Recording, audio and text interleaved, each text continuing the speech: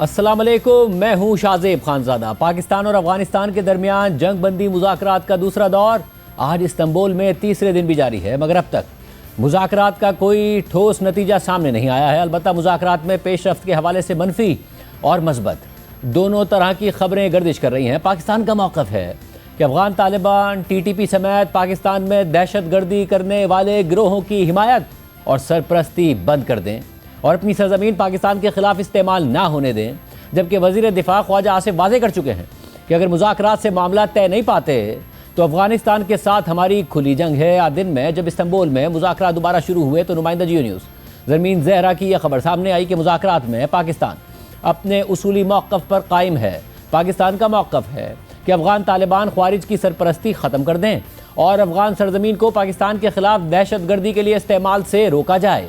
खबर के मुताबिक मनफी और बैरूनी असरात के बावजूद पाकिस्तान और दोस्त ममालिक संजीदगी से बातचीत आगे बढ़ाने की कोशिशें कर रहे हैं। इससे पहले कल रात सिक्योरिटी ज़राए से ज़रमीन ज़हरा की यह खबर भी सामने आई थी कि पाकिस्तान के मुतालबात मुकम्मल वाज़ेह, शवाहिद पर मबनी और मसले का हकीकी हल हैं। अफ़गान तालिबान की हठधर्मी और अदम ताउन दीगर फरीक़ैन पर भी वाज़ेह हो गई है। पाकिस्तान के दहशतगर्दी के मरकज़ी मुतालबात पर कोई समझौता मुमकिन नहीं है। सिक्योरिटी ज़राए के मुताबिक तुर्की कोशिश कर रहा है कि तालिबान वफ़द ज़मीनी हक़ाइक़ और शवाहिद को समझे। कोशिश जारी है कि तालिबान वफ़द संजीदगी से ताउन करे ताकि मुज़ाकरात नतीजा खेज़ हो सके। इसी तरह मुज़ाकरात के दूसरे दौर से मुताल्लिक़ जियो न्यूज़ के प्रोग्राम ने पाकिस्तान के मेज़बान शहज़ाद इकबाल ने गुज़िश्ता रोज़ अपने प्रोग्राम में हुकूमती ज़राए से खबर दी कि पाकिस्तानी वफ़द ने अफ़गान तालिबान के वफ़द को बताया है कि ठोस शवाहिद हैं कि TTP और बलोच दहशतगर्द ग्रुप्स के अड्डे, क़यादत और ख़ानदान अफ़गानिस्तान के अंदर हैं। ये सारे ग्रुप्स अफ़गान सरजमीन से ऑपरेट कर रहे हैं। खबर के मुताबिक पाकिस्तानी वफ़द ने 3 बुनियादी मुतालबात किए हैं कि दहशतगर्दों के खिलाफ लिया गया एक्शन विजिबल, वेरीफाइबल और इफ़ेक्टिव हो और उस एक्शन के नताइज भी सामने आए। खबर के मुताबिक पाकिस्तानी वफ़द ने अफ़गान तालिबान पर जोर दिया कि अफ़गान तालिबान के अमीर TTP की पाकिस्तान में कार्रवाइयों को हराम करार देने का वाज़ेह फतवा जारी करें। हुकूमती ज़राए का कहना है कि या तो अफ़गानिस्तान का वफ़द मुकम्मल इख्तियारात का हामिल नहीं है या फिर संजीदा ताउन से गुरेज कर रहा है और मुज़ाकरात को गैर ज़रूरी पेचीदगियों का शिकार कर रहा है। अगर अफ़गान तालिबान वफ़द का रवैया तब्दील नहीं होता तो ना सिर्फ मुज़ाकरात में पेचीदगी की जिम्मेदारी उन पर आयद होगी बल्कि ये भी वाज़ेह हो जाएगा कि अफ़गान तालिबान मसले का पुरअमन हल नहीं चाहते और किसी बड़े एजेंडे के साथ जुड़े हुए हैं।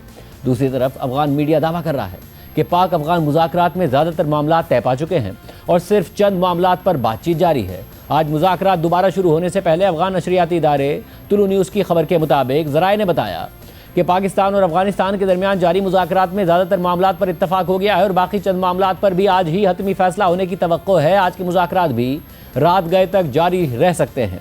ज़राए ने मज़ीद बताया कि मुज़ाकरात के अख्तिताम पर एक मुश्तरका बयान जारी किए जाने का इम्कान है जिसमें जंगबंदी में तोसी, रास्तों को दोबारा खोलने, खैर सगाली के जज्बे के तौर पर कैदियों की रिहाई के अलावा अगले इजलास की तारीख और मकाम समेत कई दीगर मामला शामिल होंगे। इसी तरह खुद तालिबान हुकूमत के तर्जुमान ज़बीउल्लाह मुजाहिद ने तुलु न्यूज़ से बात करते हुए दोहा में होने वाले मुज़ाकरात को एक मस्बत कदम करार दिया। जबकि इस्तांबुल में जारी मुज़ाकरात के हवाले से उन्होंने कहा कि वो इन मुज़ाकरात के नताइज के मुंतज़िर हैं। उन्होंने मुज़ाकरात के ज़रिए मसाइल के हल पर जोर दिया। ताहम ये भी कहा कि अगर कोई फ़रीक अफ़गानिस्तान पर हमला करता है तो उसका जवाब दिया जाएगा क्योंकि अफ़गानों को अपने दिफा का हक हासिल है। लेकिन सिर्फ पाकिस्तान और अफ़गानिस्तान का मीडिया ही नहीं बल्कि आलमी मीडिया भी इस्तांबुल में जारी मुज़ाकरात पर गहरी नज़र रखे हुए है। रॉयटर्स की खबर के मुताबिक दोनों फरीक़ैन मुज़ाकरात की बिल्कुल मुख्तलिफ तशरीहात पेश कर रहे हैं। पाकिस्तान के 2 सिक्योरिटी ज़राए ने अफ़गान तालिबान पर मुज़ाकराती अमल में ताउन ना करने का इल्ज़ाम लगाया है। इन ज़राए में से एक ज़रिए के मुताबिक पाकिस्तानी वफ़द ने वाज़ेह कर दिया है कि सरहद पार दहशतगर्दी से मुताल्लिक़ हमारे बुनियादी मुतालबात पर कोई समझौता मुमकिन नहीं है। जबकि तालिबान वफ़द के एक रुकन ने इस बात को मुस्तरद कर दिया कि वो मुज़ाकराती अमल को ताख़ीर का शिकार कर रहे हैं। उन्होंने मज़ीद कहा कि मुज़ाकरात अच्छे अंदाज में आगे बढ़ रहे हैं और कई मामलात पर दोस्ताना माहौल में बातचीत हुई है। जबकि BBC पश्तो में शाया होने वाली खबर के मुताबिक अफ़गान तालिबान के एक ज़रिए ने बताया है कि इस्तांबुल में मुज़ाकरात के पहले दिन तवील और सख्त बहस व मुबाहिसे के बाद तालिबान हुकूमत के वफ़द ने रात 2 बजे अपना हतमी ड्राफ्ट पाकिस्तानी वफ़द को पेश किया था। इस ड्राफ्ट में कहा गया है कि पाकिस्तान को यकीन दहानी करानी होगी कि वह अफ़गानिस्तान की सरहदी और फ़िज़ाई हदूद की खिलाफ वर्जी नहीं करेगा और ना ही किसी गिरोह या मुखालिफ क़ुव्वत को अपनी सरजमीन अफ़गानिस्तान के खिलाफ इस्तेमाल करने की इजाज़त देगा। इस ज़रिए ने मज़ीद बताया कि ड्राफ्ट में अफ़गान तालिबान ने 4 पार्टी मैकेनिज़्म कायम करने पर आमादगी जाहिर की है जो जंगबंदी मुआहदे पर अमल दरामद की निगरानी करेगी और इस मैकेनिज़्म के तहत मुमकिन खिलाफ वर्जियों का जायज़ा लिया जाएगा और मालूमात का तबादला होगा। ज़रिए के मुताबिक ये ड्राफ्ट सालिसों के ज़रिए पाकिस्तानी वफ्द को दे दिया गया था, जबकि पाकिस्तानी वफ्द ने भी अपना जवाबी ड्राफ्ट कुछ घंटे बाद ही जमा करा दिया था। मगर पाकिस्तान और अफगानिस्तान के दरमियान जारी मुज़ाकरात, जिनका बुनियादी मौजू ही अफगान सरजमीन से पाकिस्तान में होने वाली दहशतगर्दी है, इन्हीं मुज़ाकरात के दौरान अफगानिस्तान की सरजमीन से पाकिस्तान में दहशतगर्दी की एक बड़ी कार्रवाई की कोशिश की गई, जिससे इस मसले की संगीनी और अफगान तालिबान की संजीदगी पर सवालात उठ रहे हैं।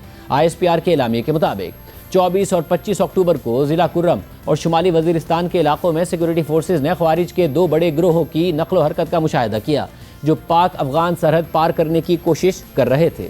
सिक्योरिटी फोर्सेज ने ख्वारिज के इन गिरोहों का मौसर तौर पर मुकाबला किया, जिसके नतीजे में शुमाली वज़ीरिस्तान में भारतीय हिमायत याफ्ता फितनतुल ख्वारिज के 15 दहशतगर्द, जिनमें 4 खुदकुश बमबार भी शामिल थे, उन्हें हलाक कर दिया गया। जबकि ज़िला कुर्रम में सरहद पार करने की कोशिश करने वाले मजीद 10 ख्वारिज को हलाक कर दिया गया। मारे जाने वाले दहशतगर्दों से भारी मिकदार में असलहा, गोला बारूद और धमाका खेज मवाद भी बरामद हुआ। ताहम शदीद फायरिंग के तबादले के दौरान बहादुरी से लड़ते हुए 5 जवान भी शहीद हो गए। ISPR के एलामिये के मुताबिक ये बात काबिल तवज्जो है कि फितनतुल ख्वारिज की जानिब से दरअंदाजी की ये कोशिशें एक ऐसे वक्त में की जा रही हैं कि जब पाकिस्तान और अफगानिस्तान के वफूद तुर्की में मुज़ाकरात में मसरूफ़ हैं, और इससे अबूरी अफगान हुकूमत के अपनी सरजमीन से होने वाली दहशतगर्दी से निमटने के हवाले से इरादों पर शकूक पैदा होते हैं। एलामिये के मुताबिक पाकिस्तान मुसलसल अबूरी अफगान हुकूमत से मुतालबा करता आ रहा है कि वह अपनी जानिब मौसर बॉर्डर मैनेजमेंट को यकीनी बनाए, दोहा मुआहदे के तहत अपनी जिम्मेदारियाँ पूरी करे और ख्वारिज को अफगान सरजमीन को पाकिस्तान के खिलाफ इस्तेमाल ना करने दे। अहम बात यह है कि पाकिस्तान और अफगानिस्तान के दरमियान जारी तनाज़े और मुज़ाकरात का कोई हतमी नतीजा ना निकलने की वजह से पाक अफगान सरहद 16 दिनों से बंद है। हर तरह की तिजारत रुकी हुई है। इस हवाले से अफगान नशरियाती इदारे तुलू न्यूज़ की रिपोर्ट के मुताबिक अफगान ताजिरों के मुताबिक सरहद की बंदिश की वजह से दोनों तरफ के ताजिरों को अब तक लाखों डॉलर्स का नुकसान हो चुका है। इसलिए अफगान वजारत तिजारत ने मुतबादिल रास्ता कायम करने की कोशिश का ऐलान किया है, ताकि अफगानिस्तान की आलमी मंडी तक रसाई मुमकिन हो। अफगान वजीर तिजारत के मुताबिक हम मुतबादिल रास्ते के हवाले से गुज़िश्ता 4 साल से काम कर रहे हैं और अब हम अपनी इन कोशिशों में तेज़ी लेकर आए हैं। अब एक तरफ जहां मुज़ाकरात जारी हैं और जंगबंदी भी कायम है, तो वहीं दोनों ममालिक में कशीदगी भी बरकरार है और इस तनाज़े में भी अमरीकी सदर ट्रंप दिलचस्पी ले रहे हैं। सदर ट्रंप ने दुनिया में जंगें रुकवाने का क्रेडिट लेते हुए कहा कि मैं पाकिस्तान और अफगानिस्तान के दरमियान जंग भी बहुत जल्द ख़त्म करवा सकता हूँ। As you know, this is one of 8 wars that my administration has ended in just 8 months. We're averaging one a month. There is only one left, although I heard that Pakistan and Afghanistan have started up, but I'll get that solved very quickly. I know them both, and the Pakistan, the Field Marshal and the Prime Minister are great people, and I have no doubt we're going to get that done quickly. That one started up a few days ago. And I just feel it's something I can do. I do it nicely. I don't need to do it, I guess. But if I can take time and save millions of lives, that's really a great thing. I can't think of anything better to do. पाक अफगान मुज़ाकरात के हवाले से बात करेंगे। हमारे साथ मौजूद हैं सीनियर सहाफ़ी तज़कियाकार कामरान यूसुफ और साथ मौजूद हैं सहाफ़ी अनस मलिक। आप दोनों का बहुत शुक्रिया। अनस मलिक, आप बता रहे थे कल भी शाद इकबाल साहब के प्रोग्राम में भी कि क्या डेवलपमेंट हो रही है इस्तांबुल में, अभी भी कोई पेशरफ्त हो पाई है, नहीं हो पाई है? क्योंकि जब नेगेटिव खबरें आ रही थी उस वक्त भी अफगान मीडिया पॉजिटिव एंगल दे रहा था कि नहीं जी मज़बूत अंदाज में आगे बढ़ें।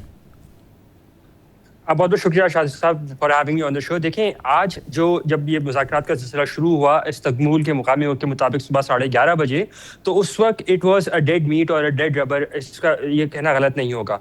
लेकिन जैसे जैसे दिन चलता रहा, टॉक्स प्रोग्रेस करती रही, और अभी भी जब मैं आपसे बात कर रहा हूँ लगभग 8 घंटे से ज़्यादा का वक्त हो चुका है जब तक ये मुज़ाकरात का सिलसिला जारी है पाकिस्तान और अफगान तालिबान रजीम के दरमियान। लेकिन यहाँ ये बताना ज़रूरी है कि इन मुज़ाकरात में कल और आज होने वाले मुज़ाकरात के अंदर सालसीन थ्रू आउट द टॉक्स बैठे हुए थे, मौजूद थे और अभी भी वो मौजूद हैं। अब हमें ये बताया जा रहा है कि सालसीन की जानिब से कि शायद आज के दिन के आखिर तक, अब से 2 घंटे 3 घंटे के अंदर अंदर दिन के आखिर तक जब ये टॉक्स कंक्लूड करेंगे, तो उनके नज़दीक वो उम्मीद करते हैं कि कोई अच्छी पॉजिटिव डेवलपमेंट के नोट के ऊपर ही वो इस टॉक्स को इख्तिताम पसीर करेंगे। शाजिम साहब जी, और कामरान आप बताइएगा कि क्या ऐसी वजह थी कि इतना लंबा चल गए ये मुज़ाकरात? हालांकि पहला दौर हो चुका था और दूसरा इस्तांबुल में हो रहा था, उसके बावजूद इतने सारे दौर हो रहे हैं इस्तांबुल में। देखें, ये बिल्कुल अनएक्सपेक्टेड नहीं है, क्योंकि दोनों जो फरीकैन है, पाकिस्तान और अफगान तालिबान, उनकी जो पोजीशंस हैं उनके दरमियान गैप बहुत बड़ा है। और इस मरतबा डिफरेंस ये है क्योंकि पाकिस्तान बड़ा क्लियरली 1 पॉइंट एजेंडा के तहत गया है कि हमने किस तरीके से जो अफगानिस्तान की सरजमीन हमारे खिलाफ इस्तेमाल होती है उसको रोकना है, और माजी के मुकाबले में जो जुबानी कलामी जो भी वादे हुआ करते थे उसके बरक्स बिल्कुल इन राइटिंग जो भी अग्रीमेंट होगा उसके तहत हमें करना पड़ेगा, और एक एम्पिरिकल जो एविडेंस है उसके बगैर हम आगे नहीं बढ़ेंगे। और उस पर आई थिंक जो सबसे बड़ा ये आप कह लें कि मुज़ाकरात ये एक्सटेंड हो रहे हैं, वजह उसकी यही है कि जो अफगान तालिबान की साइड है वो पब्लिकली भी और प्राइवेटली भी वो इसको ओन नहीं करना चाहते, वो ऐसा अग्रीमेंट नहीं करना चाहते जिससे ये तकवीत मिले कि यस पाकिस्तान वाज राइट और हम गलत थे। और यही वो नुक्ता है कि शायद जो कतर और तुर्की भी है कि दोनों फरीकैन को एक ऐसे पॉइंट पे लाना चाहता है कि जहां पर किसी की कोई पब्लिक एम्बैरसमेंट भी ना हो और एक ऐसा अग्रीमेंट भी हो जाए कि जिससे मामलात हल हो जाए। इस वक्त पाकिस्तान का बड़ा क्लियर एक पॉइंट ऑफ व्यू है कि दोनों मुल्कों के दरमियान बाकी जितने जो मामलात हैं वो पीछे हो गए हैं। सबसे पहले जब तक ये दहशतगर्दी वाला मामला हल नहीं होता, बाकी जो भी मामलात हैं वो फिर अंडर द कारपेट ही रहेंगे। तो इसलिए आई थिंक ये अनएक्सपेक्टेड नहीं है, और still I think let's keep our fingers crossed, क्योंकि दोनों की जो पोजीशंस हैं मेरे ख्याल में अनसर्टेनिटी अभी भी मौजूद है। अनस, ये बताइएगा कि ज़ाहिर माजी के लिए अपनी गलती एक्सेप्ट करने का मसला, या फिर फ्यूचर के लिए वो कोई कमिटमेंट भी देने को तैयार नहीं है जिसकी वजह से, और माहौल कैसा रहा कल और आज? देखें, कल जो सुबह में जब टॉक शुरू हुए थे तो एक पॉजिटिव नोट पे शुरू हुए थे। वो इसलिए क्योंकि परसों जो हफ्ते के रोज जब टॉक शुरू हुए 12:30 बजे दोपहर में शुरू हुए और पाकिस्तान की जानिब से पहले कॉम्प्रिहेंसिव ड्राफ्ट प्रपोजल रखा गया। उस दौरान तालिबान ने कहा कि जी हम मुशावरत करेंगे, और सबसे पहली चीज़ उन्होंने कहा कि हमें एक डायरेक्ट लाइन, एक सिक्योर लाइन चाहिए, हमें मुशावरत करनी है काबुल और कंदहार के साथ। अब ये मुशावरत का अमल तकरीबन उनकी जानिब से 13 घंटे पर मुहित रहा, और रात के 2 बजे, गोया शब रात 2 बजे, उन्होंने पाकिस्तान को ये मुतला किया सालसीन के थ्रू कि वो अपना जवाब देने को तैयार हैं। उसके जवाब में पाकिस्तान की जानिब से सुबह 6 बजे, गोया इतवार की सुबह लग चुकी थी, 19 घंटे के बाद पाकिस्तान ने चंद घंटों बाद, और टोटल 19 घंटे के दौरान पर पाकिस्तान ने अफगान तालिबान की प्रपोजल का जवाब दिया। और फिर आज कल सुबह 12 बजे ये दोबारा टॉक शुरू हुए। टॉक्स बज़ाहिर तो ठीक चल रहे थे, लेकिन टेंस माहौल था, क्योंकि अफगान तालिबान बलूच दहशतगर्द गिरोहों की मौजूदगी के बारे में बिल्कुल ही लाइल्म दिखाई देने की कोशिश कर रहे थे। और पाकिस्तान का ये मौक़िफ़ था, पाकिस्तानी जो नेगोशिएटर्स थे उनका ये मौक़िफ़ था कि ये कोऑर्डिनेट्स हैं, ये इंटेलिजेंस इंटरसेप्ट हैं। अगर 2 सालसीन यहाँ बैठे हुए हैं, अगर आप इस बात से बिल्कुल मुतनफ़र होना चाहते हैं तो ये इंडिपेंडेंटली भी इसको वेरीफाई किया जा सकता है। और दूसरा फिर जो स्पैनर आया, और राइटली सो, क्योंकि जिसकी वजह से दोनों सालसीन जो थे वो विजिबली अनॉयड थे, और उन्होंने ये कहा कि सिंसियरिटी के ऊपर क्वेश्चन किया वो तब जब पाकिस्तान की पाक फौज के शोबे ताल्लुकात अमा ने जो बयान जारी किया इन्फिल्ट्रेशन बिट के हवाले से, और वो तस्वीरें सामने रखी गई उन अफगान दहशतगर्दों की जो कि मारे गए, और उनके तस्करे भी दिखाए गए। उस दौरान जो सालसीन थे उन्होंने अफगान तालिबान को ये बात बावर करवाई कि आप ऐसे मामलात आगे नहीं चला सकते, आपको सिंसियर होकर मामलात को आगे चलाना पड़ेगा। अगर इस तरह का सिलसिला चलता रहा तो फिर जॉइंट बॉर्डर वर्किंग मैकेनिज्म के बजाय ये बातचीत का सिलसिला आगे चल ही नहीं सकता है। आपको पाकिस्तान के तहफ़्फ़ुज़ात को सुनना होगा। यहाँ ये बताना ज़रूरी है कि पाकिस्तान और तुर्किया के दहशतगर्दी के मसले को लेके एक ही तरह के व्यूज़ हैं, अलाइन भी करते हैं। पाकिस्तान ने भी PKK के मामले के ऊपर और डिफरेंट जो टर्किश मिलिटेंट्स थे उनके मामले के ऊपर टर्किश गवर्नमेंट का साथ थी, और इसी वजह से भी टर्किश गवर्नमेंट पाकिस्तानी गवर्नमेंट के नैरेटिव को सब्सक्राइब भी करती है। यही वजह है कि दोनों सालसीन आज सुबह जब मुज़ाकरात शुरू हुए तो बिल्कुल ही एक, जिसे कहते हैं, लोएस्ट पॉइंट से शुरू हुए थे, जहां पे उम्मीद नहीं थी। लेकिन अब जिस तरह खबरें आ रही हैं, सालसीन का ये कहना है कि उनकी ये उम्मीद है कि आज के दिन के अख्ताम तक मुज़ाकरात का अमल भी ख़त्म हो जाएगा, और किसी न किसी तरीके से कोई पॉजिटिव डेवलपमेंट, शायद कोई फ्रेमवर्क, मोस्ट लाइकली फ्रेमवर्क ये हो सकता है वो जॉइंट बॉर्डर वर्किंग मैकेनिज्म का 4 पार्टी फ्रेमवर्क है, उसको किसी तरह शेप दें और शायद उसके ऊपर एग्रीमेंट की तरफ जाया जाए। ये बताएगा कि जो शहजाद इकबाल साहब ने भी खबर दी थी कि पाकिस्तान मुतालबा कर रहा है कि जी आप कम अज़ कम ऐसा एक्शन हो जिसमें विजिबल, वेरीफाइबल और इफेक्टिव एक्शन प्लान होना चाहिए। इसके अलावा जो अफगान तालिबान पर जोर दिया कि अफगान तालिबान के अमीर TTP की पाकिस्तान में कार्रवाइयों को हराम करार देने का वाज़े फतवा दें। क्या ऐसा कोई आउटकम हम एक्सपेक्ट कर सकते हैं? मेरे ख्याल में अगर ऐसा आउटकम नहीं होगा तो शायद ये मुज़ाकरात कामयाब नहीं होंगे, क्योंकि पाकिस्तान को ये लगता है कि हमने जो मिलिट्री जो प्रेशर है, डिटेरेंस क्रिएट किया है, डिप्लोमेटिक जो प्रेशर बिल्ड किया है, और अगर इस मौके के ऊपर अगर हम लचक दिखाएंगे और तो फिर शायद मामला दोबारा खराब हो जाएंगे। प्रॉब्लम सबसे बड़ा ये है, पाकिस्तान ने पिछले 4 साल में जो एक्सपीरियंस पाकिस्तान ने जो सबक हासिल किया है कि पहले भी जब अफगान तालिबान के साथ बातचीत हुई, कभी जो दहशतगर्दी के वाकयात हैं उसमें कमी हो जाती थी और फिर पाकिस्तान चीज़ों को आगे लेके चलने शुरू कर देता था। लेकिन एज लॉन्ग एज पाकिस्तान को रियलाइज हुआ कि वहां पर दहशतगर्दी के ठिकाने मौजूद हैं, ये टीटीपी वाले लोग मौजूद हैं, तो किसी वक्त भी सूरत हाल खराब हो सकती है। अब पाकिस्तान ये चाहता है कि वो दोबारा वाली जो सिचुएशन है वो ना आए और क्लियरली इस हवाले से जो भी अगर एक्शंस होने हैं वो इरिवर्सिबल होने चाहिए। और यहीं पे आई थिंक जो सबसे बड़ा इस वक्त प्रॉब्लम है वो फंसा हुआ है, क्योंकि पाकिस्तान बड़ा वाजे तौर पर एक टाइम लाइन चाहता है और वो टाइम लाइन बिल्कुल क्लियर कि किस तरीके से इनका खात्मा करना है। और वो जो पहले अफगान तालिबान हमसे कहते थे कि एक सियासी मामला है, आप टीटीपी से बात करें, वो भी बिल्कुल आउट ऑफ क्वेश्चन है। तो यस, पाकिस्तान ने बिल्कुल एक हार्ड लाइन ली हुई है और जो मेरी भी अभी तक भी जो मालूमात हैं, पाकिस्तान ने वाजे किया है कि इस इशू के ऊपर पाकिस्तान बिल्कुल जीरो कॉम्प्रोमाइज है। अगर अफगान तालिबान इस नुक्ते के ऊपर आकर आगे बढ़ना चाहते हैं, वेल एंड गुड, नहीं बढ़ेंगे तो फिर पाकिस्तान के पास जो दूसरे ऑप्शंस हैं वो एक्सरसाइज करेगा। बहुत शुक्रिया। प्रोग्राम में आगे बढ़ते हैं। भारतीय वजीर आजम नरेंद्र मोदी इस वक्त अंदरूनी और बैरूनी दोनों मुहाजों पर सख्त दबाव में हैं। एक तरफ नवंबर में भारतीय रियासत बिहार के इंतखाबात ने मोदी और उनकी जमात भारतीय जनता पार्टी को मुश्किल सियासी सूरत हाल में डाल रखा है, तो दूसरी जानिब उनके करीबी दोस्त और अरबपति बिजनेसमैन गौतम अडानी के स्कैंडल्स और उन स्कैंडल्स को ख़त्म करने में भारत के सरकारी वसाइल का इस्तेमाल भी सामने आ रहा है, जिसने भारत की सियासत में हलचल मचा दी है। ख़ास तौर पर ऐसे वक्त में कि जब भारत के अमेरिका से ताल्लुकात कशीदा हैं और रूसी तेल की ख़रीदारी पर अमेरिकी सदर ट्रंप के बयानात और उन पर मोदी की खामोशी की वजह से भारतीय ओपोजिशन पहले से ही मोदी हुकूमत को टफ टाइम दे रही है। और जो खबरें आ रही हैं वो भारतीय मीडिया से नहीं, अमरीकी अखबारात से आ रही हैं। अमरीकी अखबार वॉशिंगटन पोस्ट ने अपनी हालिया रिपोर्ट में इंकिशाफ कर दिया है कि भारतीय हुकूमत ने सरकारी इदारों के जरिए नरेंद्र मोदी के दोस्त गौतम अडानी की कंपनियों को तकरीबन 3.9 अरब डॉलर्स का माली फायदा पहुंचाने का मंसूबा बनाया और सरमायाकारी की, जिस पर भारतीय ओपोजिशन जमात कांग्रेस मोदी हुकूमत को सख्त तनकीद का निशाना बना रही है। साथ ही भारत के ओपोजिशन लीडर राहुल गांधी और रियासत दिल्ली के साबिक वजीर आला अरविंद केजरीवाल के पुराने बयानात भी वायरल हो रहे हैं, जिनमें वो मोदी और अडानी गठजोड़ की बात करते थे और कहते थे कि अगर मोदी अडानी के खिलाफ एक्शन लेंगे तो वो खुद एक्सपोज हो जाएंगे। आप अपना ही इन्वेस्टिगेशन कराओगे? कभी आप करा सकते हो अपना इन्वेस्टिगेशन?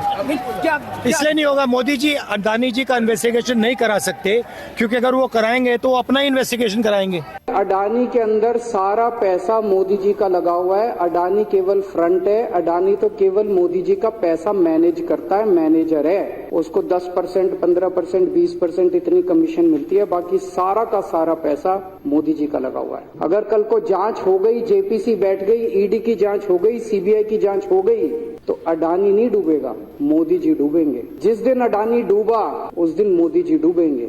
वाज़ेह रहे कि गौतम अडानी से मुताल्लिक ये हालिया स्कैंडल अमरीकी अखबार वॉशिंगटन पोस्ट की रिपोर्ट के जरिए सामने आया और वॉशिंगटन पोस्ट की रिपोर्ट के मुताबिक अंदरूनी दस्तावेज़ात से पता चलता है कि भारतीय हुक्काम ने एक ऐसे मंसूबे की निगरानी की जिसके तहत सरकारी लाइफ इंश्योरेंस एजेंसी यानी life insurance corporation of India से गौतम अडानी की कंपनियों में अरबों डॉलर्स की सरमायाकारी की जानी थी।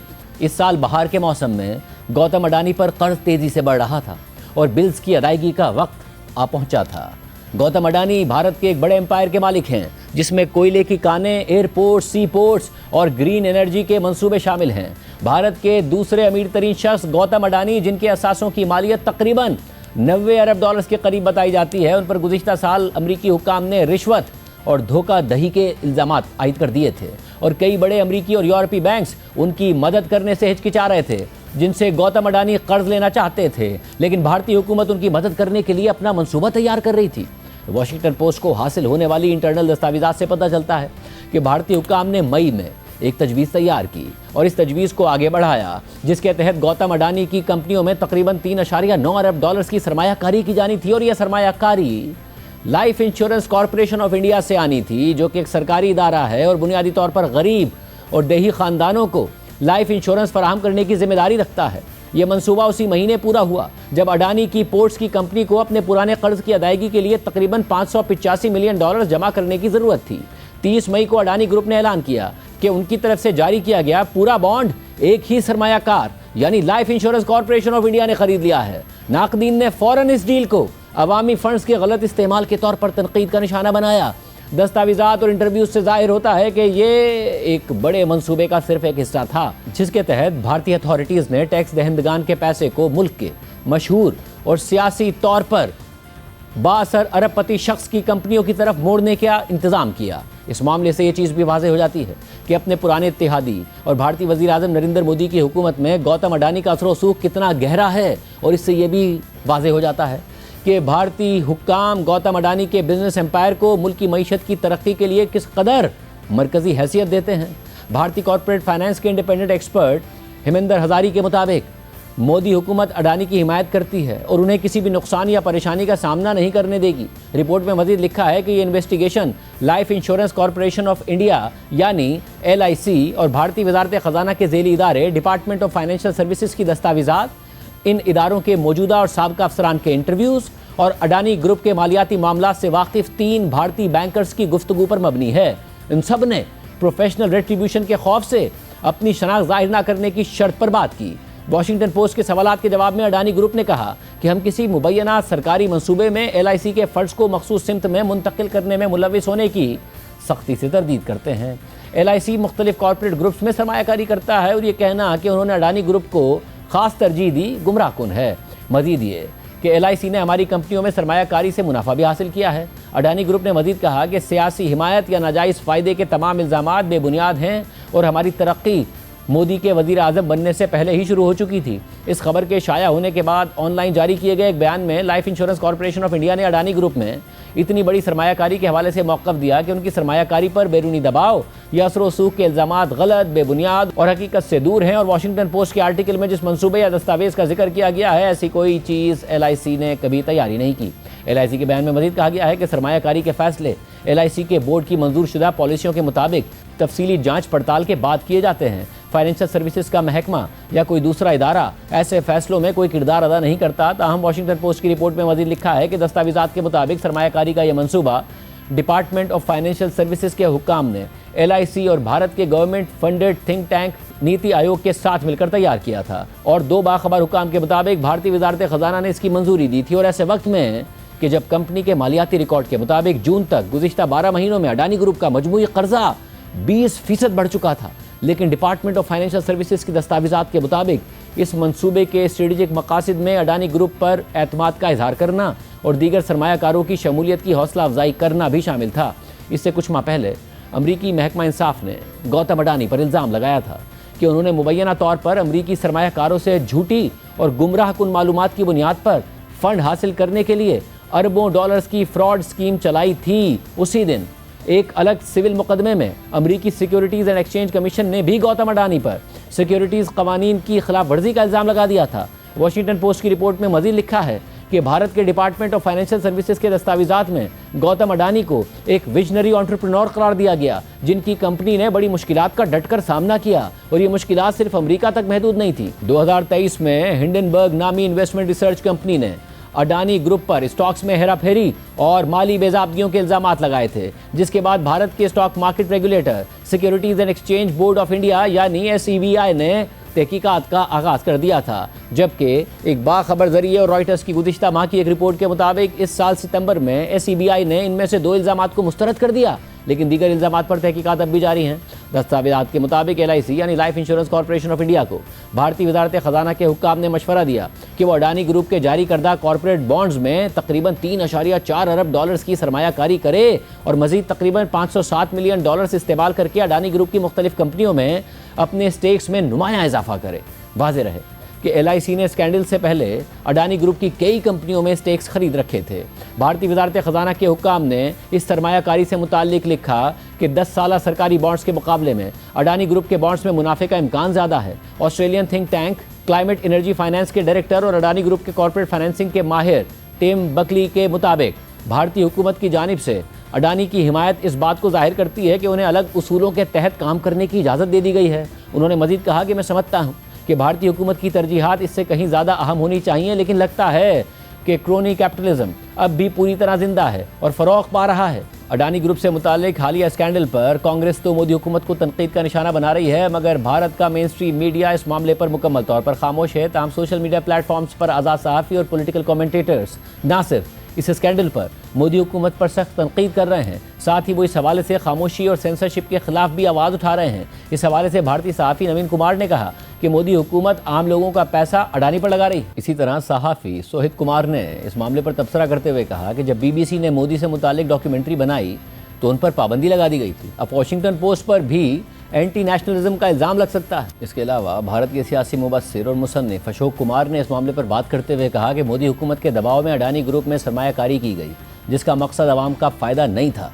इस बार जो खास खबर है वाशिंगटन पोस्ट की और जिस पर जोर देके पढ़ा जाना चाहिए कि सरकार के दबाव में निवेश किया गया है, इन्वेस्टमेंट जो किया गया है वो गवर्नमेंट प्रेशर में किया गया है, वो प्रॉफिट के लिए नहीं किया गया है। अब प्रॉफिट मिलेगा नहीं मिलेगा, कल को अडानी के कंपनियों का शेयर का क्या हाल होगा हम नहीं जानते, लेकिन जो उद्देश्य था वो प्रॉफिट नहीं था, ये बहुत साफ उसमें लिखा है। उद्देश्य ये था कि दबाव बनाया गया सरकार द्वारा, तो आपको पालन करना है। अब सरकार द्वारा दबाव क्यों बनाया गया, वहां असली न्यूज है। अमेरिका में चल रहा है केस, फ्रॉड का लगा है आरोप है कि आपने घूस दिया है। होना तो ये चाहिए था कि उसकी जांच भारत सरकार कराती, क्योंकि भारत में भी घूस देने वाले और लेने वाले दोनों अपराधी हैं। तो चलो, देने वाले के खिलाफ अमेरिका में केस चल रहा है, तो उसके खिलाफ तो अमेरिका में यहाँ पे चलना ही चाहिए था, हिंदुस्तान में।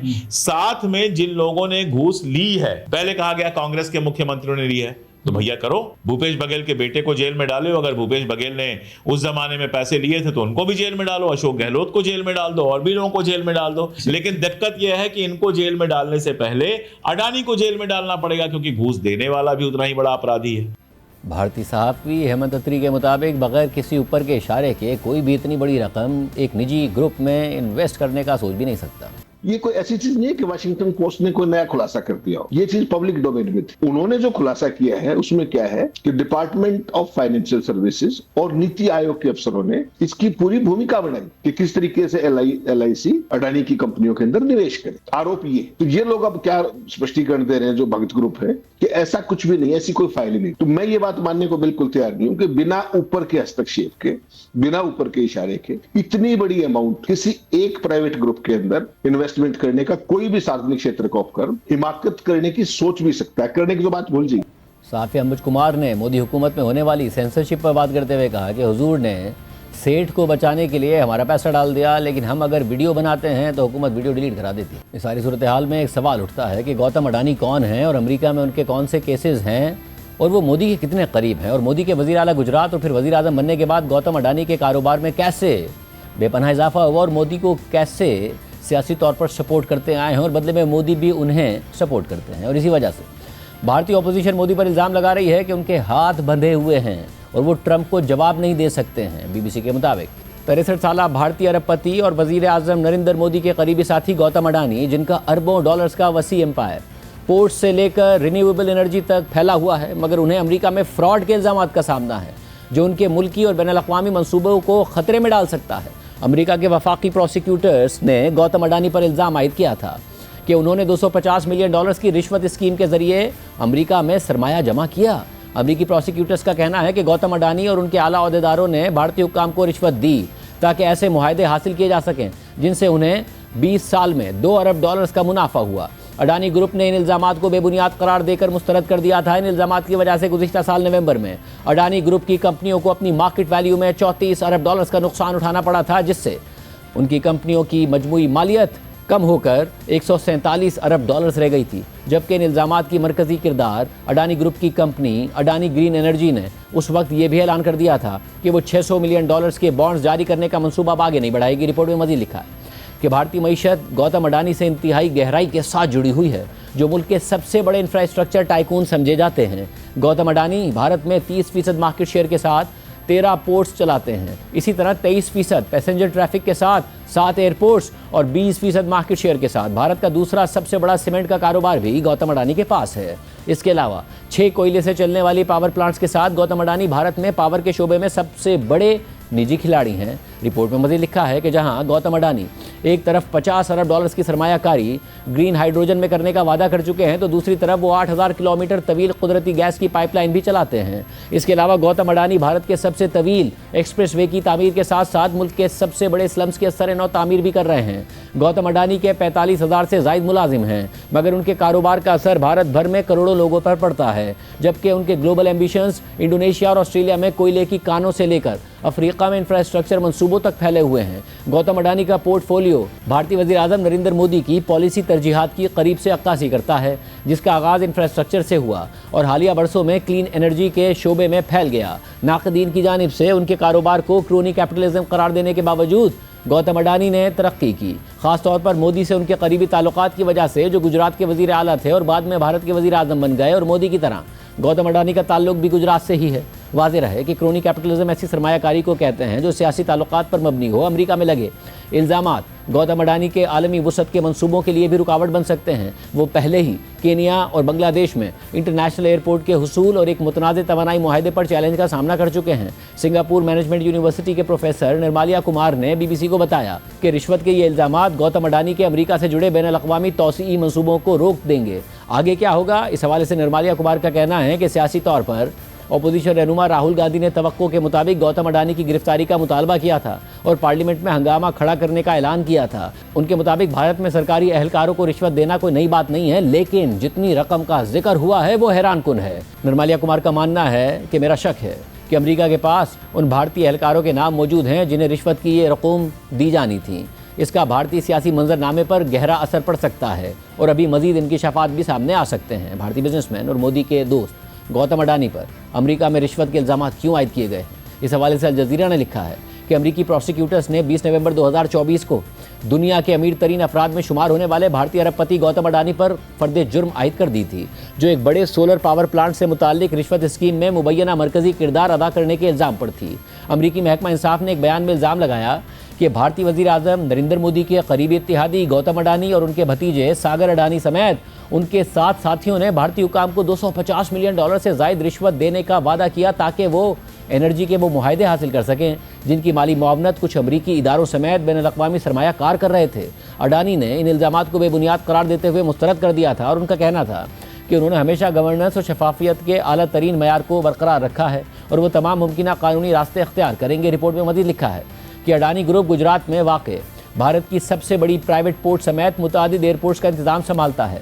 जनवरी 2023 में इस ग्रुप ने एक कंसोर्शियम की क़यादत की थी जिसने इसराइल की हाइफा पोर्ट को $1.15 अरब में ख़रीद लिया था। अडानी ग्रुप पड़ोसी मुल्क बांग्लादेश को भी बिजली फराहम करता है। ऑस्ट्रेलिया में वाक़ मुतनाज़ कोयले की कान का भी मालिक है, जो माहौलियाती तब्दीली के खिलाफ सरगर्म एक्टिविस्ट के लिए एक अहम मसला बन गई है। अडानी ग्रुप भारत के मारूफ न्यूज़ चैनल NDTV में भी कंट्रोलिंग शेयर्स रखता है। रिपोर्ट के मुताबिक अडानी पर तवील अरसे से ये इल्ज़ामात आयद किए जाते रहे हैं कि वो भारतीय वज़ीर आज़म नरेंद्र मोदी की हिमायत से फ़ायदा उठाते रहे हैं।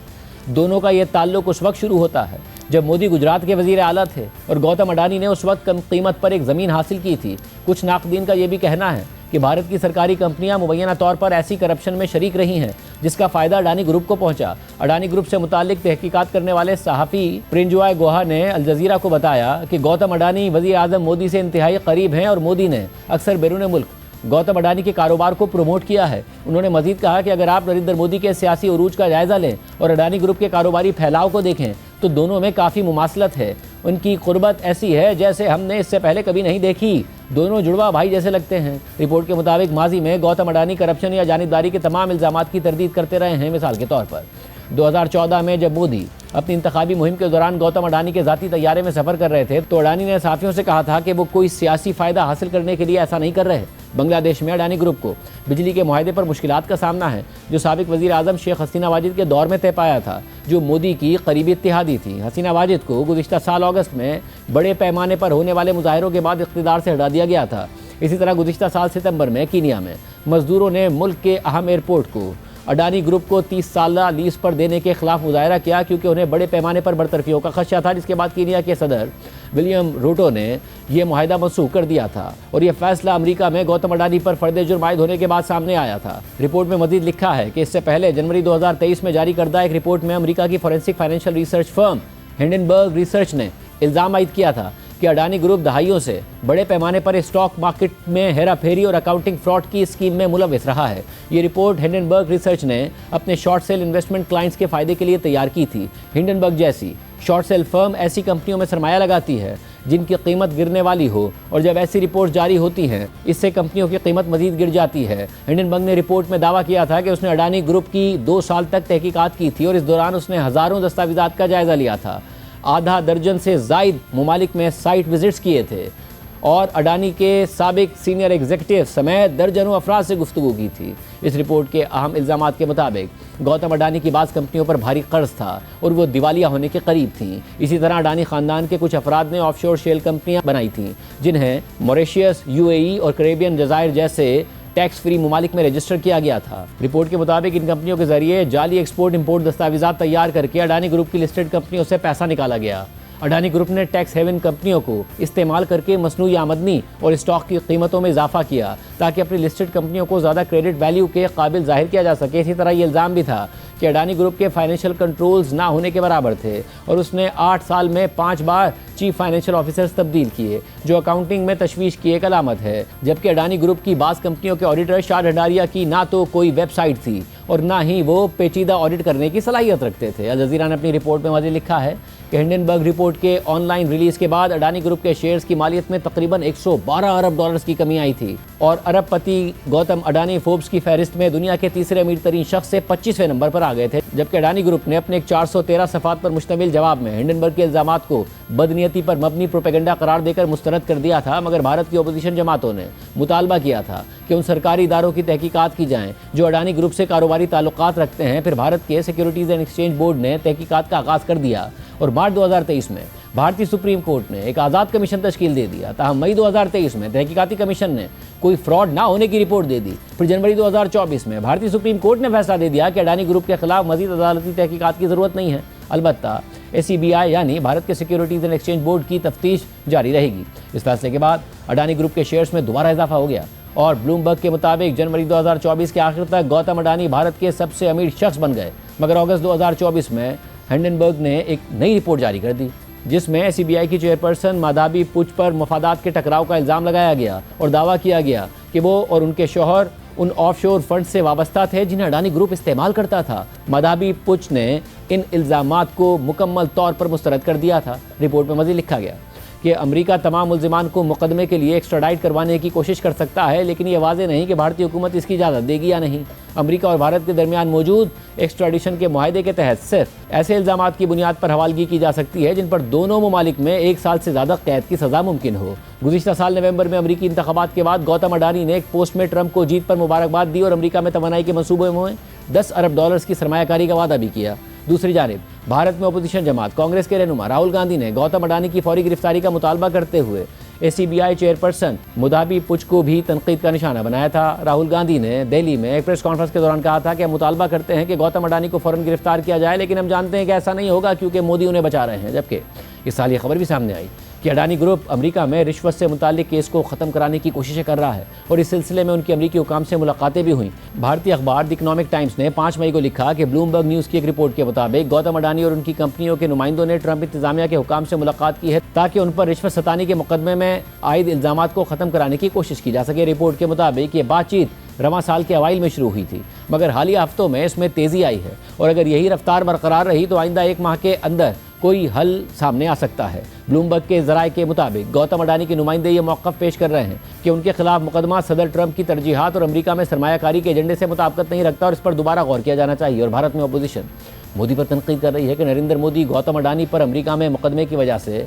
ट्रंप के हाथों ब्लैकमेल हो रहे हैं, इसीलिए मोदी ट्रंप की बातों का जवाब तक नहीं देते। कांग्रेस ने अपने एक्स अकाउंट से एक वीडियो जारी की है जिसमें गौतम अडानी से मुतालिक हालिया स्कैंडल के बारे में बताया गया है। वीडियो में राहुल गांधी का 2023 का वो बयान भी शामिल है जिसमें उन्होंने मोदी पर अडानी की खुली हिमायत और LIC यानी सरकारी इंश्योरेंस कंपनी के जरिए उन्हें फ़ायदा पहुंचाने के इल्ज़ाम लगाए थे। कांग्रेस और राहुल गांधी मोदी हुकूमत पर गौतम अडानी के अलावा भारत के अमीर तरीन शख्स मुकेश अंबानी को फ़ायदा पहुँचाने का इल्ज़ाम काफ़ी अरसे से लगाते रहे हैं और दोनों की वजह से वो मोदी को अडानी और अंबानी के नाम से तनकीद का निशाना बनाते हैं। हमारे दो नरेंद्र मोदी, अमित शाह, अंबानी, अडानी, इनकी सरकार चल रही है।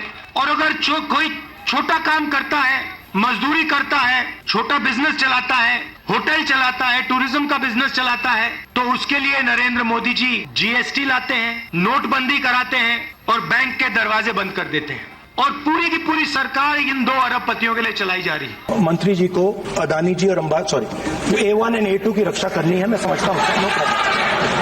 वो सर गलती प्रधानमंत्री की है। 24 घंटा सुबह उठते ही कहते भैया आज अडानी अंबानी को क्या दें, चलो भैया आज एयरपोर्ट दे देते हैं, चलो भैया आज किसानों के खेत दे देते हैं, चलो आज खनन दे देते हैं, माइन दे देते हैं। ऐसे देश नहीं चलाया जाता है। एक वोटिंग के जरिए सरकारें बदल सकती हैं, तो मोदी सरकार तो आप बदल सकते हैं, लेकिन अडानी सरकार कैसे बदलेंगे? ये बड़ा इंटरेस्टिंग प्रॉब्लम है, आइडियाज है मेरे पास। नहीं तो कुछ अगर शेयर कर पाए कि ये नहीं, शेयर ऐसे आइडिया शेयर नहीं करते हैं। टाइम आएगा तो दिखाएंगे अडानी सरकार कैसे बदली जाती है। अडानी जी उड़ीसा की सरकार चलाते हैं, अडानी नरेंद्र मोदी को चलाता है। जब उड़ीसा में जगन्नाथ यात्रा निकलती है, लाखों लोग उसको देखते हैं, उसके पीछे चलते हैं, और फिर एक ड्रामा होता है, रथ को अडानी जी और उनके परिवार के लिए रोका जाता है। इसी तरह गुज़िश्ता साल अपनी इंतखाबी मुहिम के दौरान खुद वज़ीर-ए-आज़म मोदी ने अडानी और अंबानी का जिक्र कर दिया और तंज किया राहुल गांधी पर, और फिर उन्होंने जवाब दिया। कांग्रेस के शाहजादे 5 साल से एक ही माला जपते थे, 5 उद्योगपति। फिर धीरे धीरे कहने लगे अंबानी अडानी, अंबानी अडानी, अंबानी अडानी। लेकिन जब से चुनाव घोषित हुआ है, इन्होंने अंबानी अडानी को गाली देना बंद कर दिया।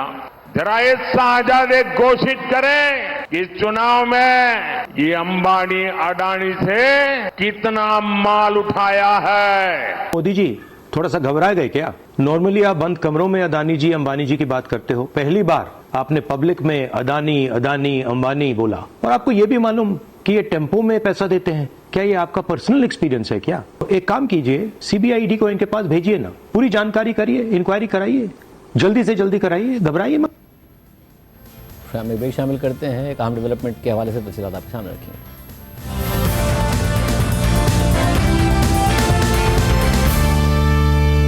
स्टेट बैंक की मॉनेटरी पॉलिसी कमेटी ने आज शरह सूद को 11% पर बरकरार रखा है। मॉनेटरी पॉलिसी कमेटी के एलामिया के मुताबिक सितंबर में कंज्यूमर प्राइस इंडेक्स के तहत महंगाई बड़े इजाफे के साथ 5.6% पर आ गई, जबकि कोर इन्फ्लेशन 7.3% की सतह पर मुस्तहकम रही। मॉनेटरी पॉलिसी कमेटी ने यह नोट किया कि हालिया सैलाबों के मईशत पर मनफी असरात उन तवक्कात से कम रहेंगे जिनका अंदाज़ा मॉनेटरी पॉलिसी कमेटी के गुज़िश्ता इजलास में लगाया गया था। सैलाबों से फसलों का मुमकिना तौर पर महदूद नुकसान हुआ है और सप्लाई कम मुतासिर हुई है, जबकि मुआशी सरगर्मियों में मजीद तेज़ी आई है, जिसके इशारे हाई फ्रिक्वेंसी इकनॉमिक इंडिकेटर्स में नजर आते हैं। मॉनेटरी पॉलिसी कमेटी के एलामिया के मुताबिक मुआशी आउटलुक में मजीद बेहतरी आई है, मगर उसके साथ ही कमेटी ने यह भी नोट किया कि इस मुआशी आउटलुक के हवाले से गैर यकीनी भी मौजूद है, जिनमें ग्लोबल कमोडिटी प्राइसेस, एक्सपोर्ट्स में इजाफे के चैलेंजेस, जिनमें टैरिफ की बदलती सूरत हाल भी शामिल है, जबकि डोमेस्टिक फूड सप्लाई के मसाइल भी इस मुआशी आउटलुक के लिए एक चैलेंज बन सकते हैं। इसी तनाजुर में मॉनेटरी पॉलिसी कमेटी समझती है कि शरह सूद को 11% पर बरकरार रखा जाए। कमेटी ने यह भी नोट किया कि उसके गुज़िश्ता इजलास के बाद कुछ अहम डेवलपमेंट्स हुई हैं। पहली है कि गुज़िश्ता माली साल के लिए तरक्की की शरह को PBS ने 2.7% से रिवाइज करके 3% कर दिया है। दूसरी है कि सैलाबों के बावजूद अहम खरीफ की फसलों की पैदावार गुज़िश्ता बरस की पैदावार के आसपास ही रहेगी। तीसरी है कि $500 मिलियन के यूरो बॉन्ड्स की अदायगी के बावजूद स्टेट बैंक के ज़रिए मुबादला के ज़खायर में मुसलसल इजाफा हो रहा है। और चौथा ये कि पाकिस्तान और IMF के दरमियान रिव्यू के बाद स्टाफ लेवल मुआहिदा हो गया है। पाँचवा ये कि हालिया किए गए स्टेट बैंक IBA सर्वे के मुताबिक कंज्यूमर्स और बिजनेसेस की महंगाई की तवक्कात में कमी आई है। और आखिर में ये कि ग्लोबल कमोडिटी प्राइसेस में मिला जुला रुझान है और तेल की कीमतों में बहुत ज़्यादा वॉलेटिलिटी देखी गई है। मॉनेटरी पॉलिसी कमेटी के एलामे के मुताबिक इन तमाम अवामिल को मद्देनजर रखते हुए यह फैसला किया गया है कि शरह सूद को मजबूत रखा जाए ताकि महंगाई को 5 से 7% के टारगेट पर मुस्तहकम रखा जा सके। आज के प्रोग्राम में इतना ही। अल्लाह हाफ़िज़।